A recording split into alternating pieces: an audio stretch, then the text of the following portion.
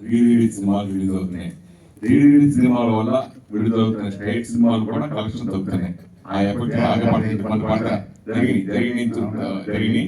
అలాగే ఇప్పుడు అంతకుముందు మొరారి మీ దర్శకుడు మొరారి అంతకుముందు వచ్చిన రీలీజ్ సినిమాలకి రికార్డ్ బ్రేక్ గా కలెక్షన్స్ సునామీ సృష్టించింది. అది ఒక హాట్ టాపిక్ గా కూడా నిలిచింది మొరారి సినిమా. దాని తర్వాత వస్తున్న సినిమా ఇది. అలాగే ఈ సినిమా గురించి అలాగే నెక్స్ట్ మళ్ళీ మీ సినిమాల్లో మీరు చేసే సినిమాలో రిలీజ్ ఏ సినిమా చేస్తే బాగుంటుంది అనుకుంటున్నారు? అది మీరు చెప్పాలి. సింధూరం ఈ సినిమా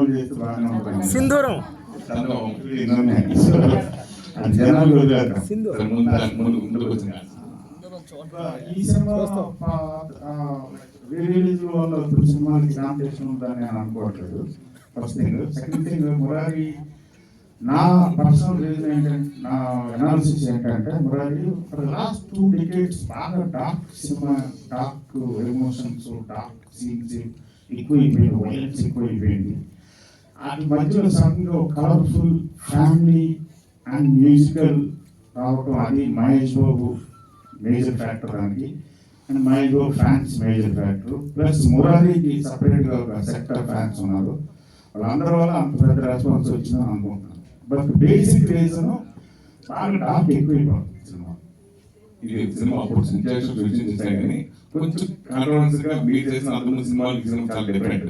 లైక్ ప్రకాష్ రాజ్ గారి క్యారెక్టర్ గురించి కానీ అప్పుడు కూడా బాగా చర్చ మాట్లాడుతున్నారు. సో మీకు అప్పుడు వచ్చిన ఎదుర్కొన్న సమస్యల గురించి కానీ తర్వాత వచ్చిన అప్లాజ్ గురించి కానీ ఏం చెప్తారు? అప్లాజ్ ఫెంటాస్టిక్ అప్లాజ్ వచ్చినాయి. ఇప్పటివరకు కూడా ఒక 4-5 ఫిల్మ్స్ నేను చేసిన వాటిలో అన్నిటికీ చాలా గొప్ప రెస్పెక్ట్, గొప్ప ఎఫెక్షన్ వచ్చింది. So I'm very very grateful to all the producers in the first place. అలాంటి సినిమా చేయనిచ్చినందుకు ఫస్ట్. సెకండ్, ఆఫ్ కోర్స్ మన audience, most beloved audience. Happy. తర్వాత వచ్చిన ప్రాబ్లమ్స్ అంటే అప్పుడు అయిపోయింది కదా, ఇప్పుడు ఎందుకు వెళ్ళిపోవడం.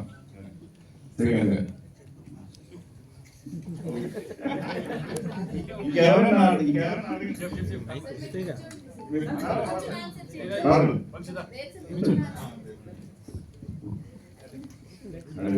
ఇప్పుడు మీరు ఎలా కూర్చున్నారు? 22 సంవత్సరాలు దీని ఫోటోకి ఈ ఫోటోకి ఏమీ తేడా లేదు. కాదు చూసే కాదు పడుతుంది.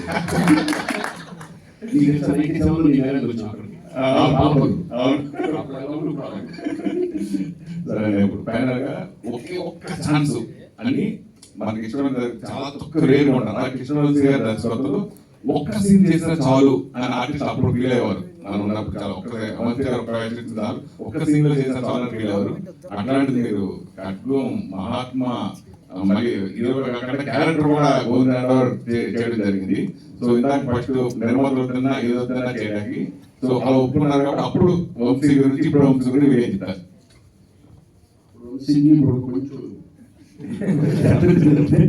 హార్ట్ అప్పుడే ఇప్పుడు కూడా ఇప్పుడు సినిమా చేస్తే అదే వంశీ నాకు కనపడతాదని అనిపిస్తుంది. ఎందుకంటే ఇప్పటికీ ఆయన నేను ఇప్పుడు రెగ్యులర్గా టచ్లో ఉంటాం. నేను అంటా ఉంటాను, నాకు మంచి ఇంకో కర్నూలు సినిమా వంశీ అంటే పొట్టి తీసుకురాలంటారు. అదే కదా నాకు ఇప్పుడు.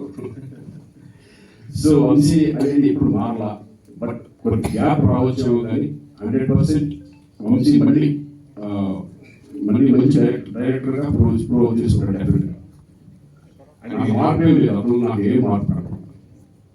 అదే ఫ్రెండ్షిప్. అదే ఓకే. నేను వెంకటరెడ్డి సార్. ఇప్పుడు అర్థం సినిమా ఒక సెన్సేషనల్. ఇప్పటికప్పుడు మనం ఇండిపెండెన్స్ డే ఇలా చూసింటే ఆ పాట వేసి మొత్తం ఇప్పటికి కూడా చేస్తున్నా చూస్తూ ఉండడం. అలాంటి న్యూస్లో మనం బాగా చూస్తున్నాం సార్.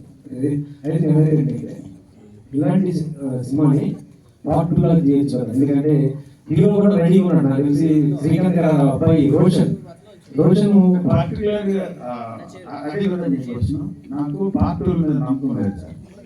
పార్ట్ 2 అనేది బిజినెస్ ప్రొపోజిషన్ అయింది తప్ప ఎక్సెప్షన్ ఆఫ్ ఫిల్మ్ అవ్వట్లేదు. నా సినిమాలు అన్నీ కూడా అక్కడతో ఎండ్ అయిపోతుంది. 1 and only. దాన్ని ఎక్స్టెండ్ చేసి అదే దాంట్లో డ్రైవింగ్ అనేది నాకు ఆ స్కిల్ రాలా, ఆ క్రాఫ్ట్ తెలియదు నాకు. సినిమా అంటే ఒకటే సినిమా.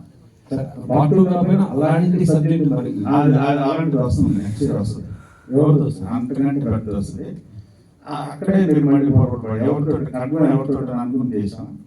ఎవరు సబ్జెక్ట్ కరెక్ట్ అవుతారో, నాకు సబ్జెక్టే హీరోని బట్టి సబ్జెక్ట్ నాకు అది కాదు, అదొక ఆర్ట్. అలాంటి ఆర్ట్ నాకు రాదు. సినిమాని బట్టి యాక్టర్స్